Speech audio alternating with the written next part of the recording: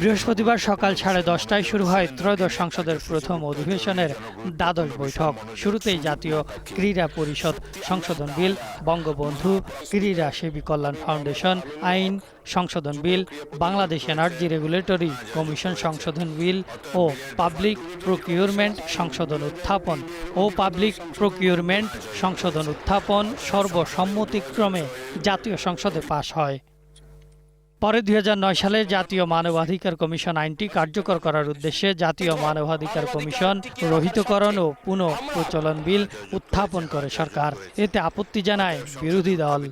2009 যদি চলে যায়, আজকে যদি 2025-এর অধ্যাদেশটিকে ল্যাপস করে দেওয়া হয়, এটি এই সংসদের জন্য আমাদের যে আমরা ফরওয়ার্ডিং একটা মুভে ছিলাম, আজকে এই 2025-এর অধ্যাদেশটি ল্যাপস করার মধ্য দিয়ে জাতি আবার ব্যাকওয়ার্ডের দিকে যাবে। জবাবে আইনমন্ত্রী জানান, মানবাধিকার লঙ্ঘনের শিকার যারা হয়েছেন তাদের সঙ্গে আলোচনা করে বিলটিতে আরও ধারা সংযোজিত হবে। আপাতত আমরা 2009 সালের আইনটাকে রেস্টোর করেছি, কেউ বলতে যাতে না পারে বাংলাদেশে কোনো মানবাধিকার কমিশন নাই।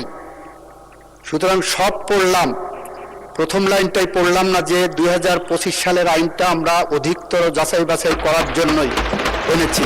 এদিন সুপ্রিম কোর্ট সচিবালয় রহিতকরণ বিল ও বিচারক নিয়োগ সংক্রান্ত বিল নিয়েও দুপক্ষের মধ্যে হয় পাল্টাপাল্টি বক্তব্য।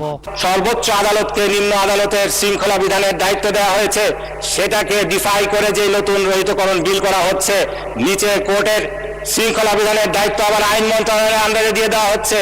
এই বিষয়টি সম্পূর্ণভাবে অসাংবিধানিক এই 16 সংশোধনী রায়ের মাধ্যমে। সুতরাং এটাকে কোনোভাবেই মাননীয় স্পিকার পাশ করা যাবে না।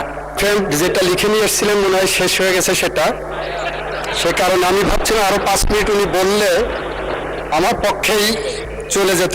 মাননীয় স্পিকার, উনি একটা কথা বলেছেন, একটা বইয়ের থেকে পড়েছেন, রাষ্ট্রের 3টি অঙ্গ, কেউ সার্বভৌম নয়।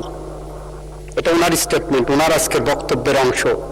এক্স্যাক্টলি আমার সংবিধান, আমার রাষ্ট্র, আমার সংসদ যে কোনো আইন পাশ করতে পারে। অন্তর্বর্তী সরকারের 133টি অধ্যাদেশের মধ্যে 16টিতে নোট অব ডিসেন্ট দিয়ে আপত্তি জানিয়েছে বিরোধী দল। সেগুলো বিল আকারে সংসদে উত্থাপনের সময় আলোচনার সুযোগ রাখা হয়েছে। নির্ধারিত সময়ের মধ্যে অধ্যাদেশগুলোর নিষ্পত্তি করতে শুক্রবারও বসবে সংসদের অধিবেশন। আপনাদেরকে ধন্যবাদ। Ahsan Habib, green news, Dhaka.